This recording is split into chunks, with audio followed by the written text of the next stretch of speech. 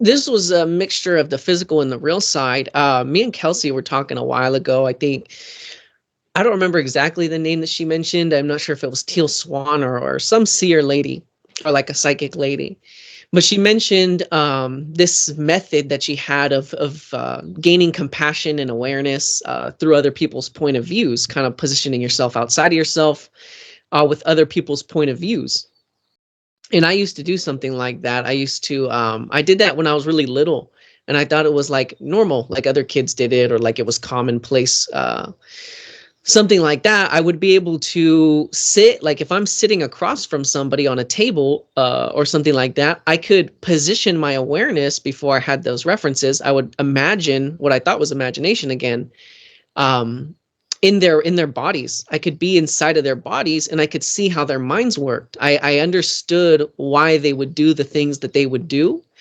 I understood where they were coming from, like, in their personal life, because that was my biggest thing, like a challenge for me growing up, was I didn't understand why people did things, because I was a very observant kid. So I didn't really understand why people made certain choices, why certain people made poor choices. I didn't get it. Like, how come they couldn't see it the way that I saw it? And so I would have to move my awareness around into their bodies, like through looking through their eyes, so I could understand where they were coming from. And it helped me be very compassionate. Well, anyways, going on that or speaking on that, I was walking down the street one day. I think I was going to the store. And when I was walking down the street, there was a man who had already crossed the street because he was in front of me a ways, and he was already across the street, but I could still see him clearly. And I went and I wiped my nose because it was like kind of allergy season. So I went and I kind of dapped my nose. And when I did that, the man directly in front of me, he did the same thing too. He dapped his nose at the same time.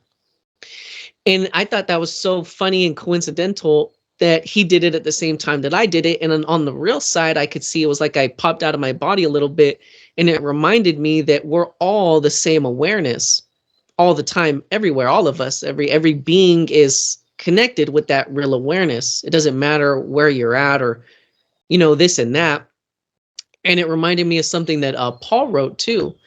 I don't remember what book. It doesn't really matter which book, but something that was referenced was that when people pray, they're really praying to themselves. They're asking for another version of themselves to come and, let's say, come to their rescue. Let's say they're I don't know, they pop their tire and they're stranded, and then they pray that somebody comes and helps them. Well, they're not asking for somebody else. They're really praying to themselves, asking for another version of themselves to come. And so it kind of, again, touching back on what I first shared about moving my awareness around into people's things, is that's kind of like you're seeing the other point of view of yourself, kind of like if they were a part of you also, because again, we're all that one awareness. So I just wanted to share that. I thought that was kind of interesting.